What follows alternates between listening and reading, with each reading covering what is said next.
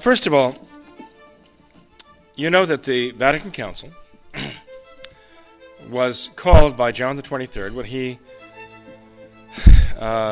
very soon after his election in 1960, the formal call for the council, the setup of the commissions to prepare the documents for the council actually convening, and then completing its work, all within a span of less than 3 years' time.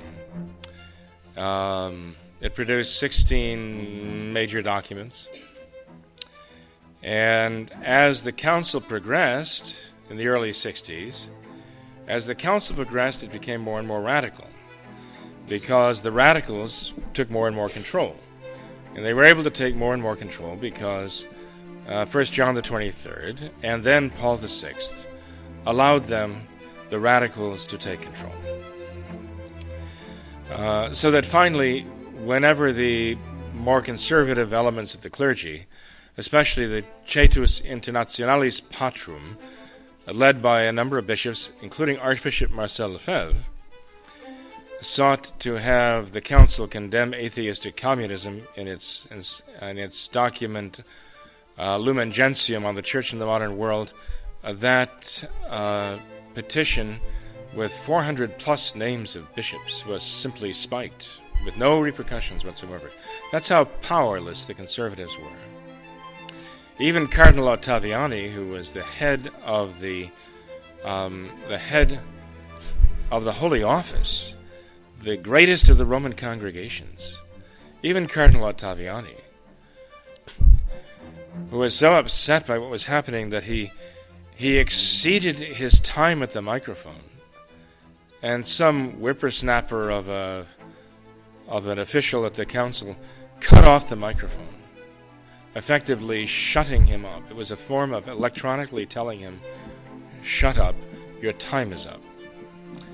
And this venerable elderly cardinal, the dean of the College of Cardinals, suddenly found that he was silenced at the microphone as he was trying to make a very serious point, and he had to simply wander away from the microphone. It was a slap in the face, and it really typified the spirit of the council. That is the spirit of the council. Archbishop Tuck was there too, by the way, from Vietnam.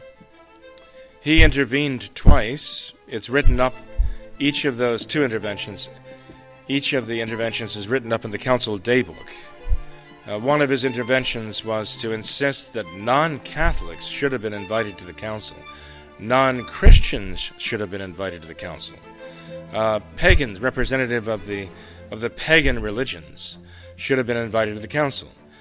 And when he made that point several times, he was interrupted and informed that the non-Christians not only were invited to the council, but they were seated practically right in front of him.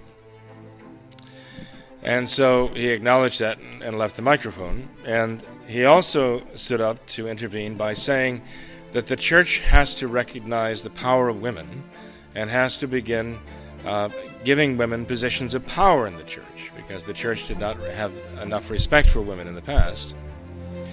And of course, that objection of Archbishop Tuck was answered also. So those are the two times that Archbishop Tuck spoke up at the council. And again, you can imagine this was the spirit of the council that was going on.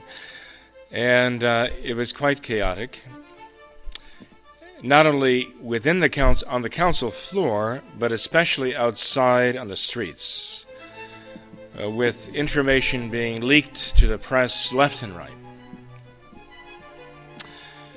And the council being subject to popular opinion of Catholics and non-Catholics alike. So, following upon Vatican II, we know that very rapidly the modernists got to work to revise the entire sacramental order of the Church, her entire worship. Some of the fathers actually commented that they probably were too hasty. The first document of any seriousness they considered was a document that was not drawn up by the commissions established to draw up the Shemata, but rather all four of those had been summarily thrown away in the wastebasket. Archbishop Lefebvre was on one of those commissions. All of their work during the previous 2 years, prior to the start of the council, those preliminary documents were simply discarded. And the liberals arrived at the council with their own Shema on the liturgy. And that was the first document to be considered early in the council. And they managed to get that Shema through. After the council, they lamented that because they said if we had waited till the end of the council to propose what we wanted to do to the liturgy, we could have actually produced something much more radical. So they set to work after the council to realize their dreams of creating an ecumenical worship for the church. And as you know, the first sacrament to fall, as it were, to their axe was the sacrament of holy orders. They laid the axe to the priesthood. So coming out with the new rites of worship, they started with the Apostolic Constitution of June 18th, 1968,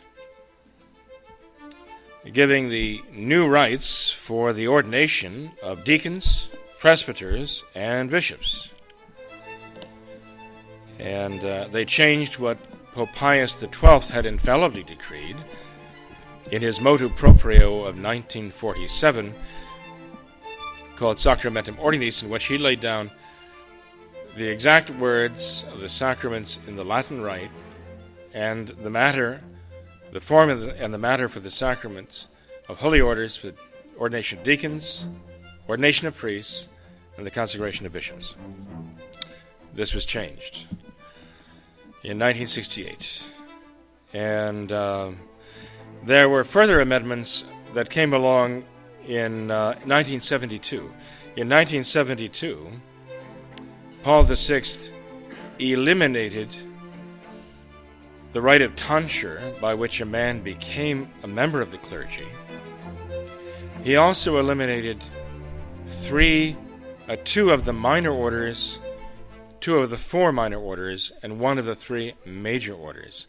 He eliminated the minor order of Porter, who was customarily the defender of the church, the integrity of the church, making sure there were no sacrileges that went on in the church.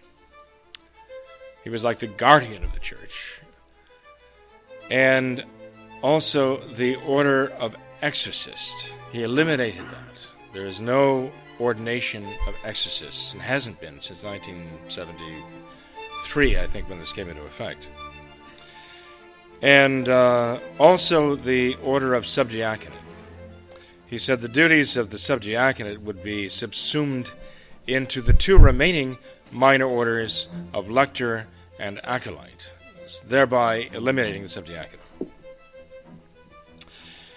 So this, like so many of the things in the Novus Ordo, begins with a change, and then the changes continue. The evolution continues.